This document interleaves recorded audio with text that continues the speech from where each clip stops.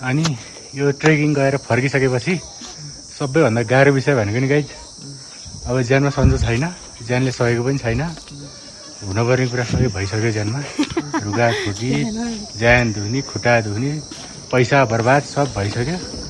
अब घर गएर चाहिँ ढाट्नु परेको छ, केही भएको छैन भन्छ।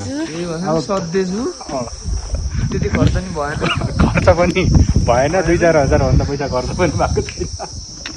अनि के अरे ज्यानमा पनि एकदम सन्चो छ, रमाइलो छ भनेर ढाट्नु पर्ने। अब घर गएर यो यस्तो यस्तो भयो, बिरामी भएँ, सन्चो भएन, अब केही दुख्यो भनेर भन्नु पनि पाइएन। अब आफै गएको किन गइदिस्, के कारोबारले गइदिस् भन्छन्। अब पैसा सकियो भनेर त भन्नै भएको छैन। पैसा त हिमालतिर एकदम सस्तो रहेछ, खाना लाउन खाना पनि फेरि जस्तै भयो। अब हिँडेर जाने, हिँडेर आउनु, खासै पैसा खर्च भएन भन्न पर्ने। अब यो यस्तो गाह्रो छ, के गर्नु।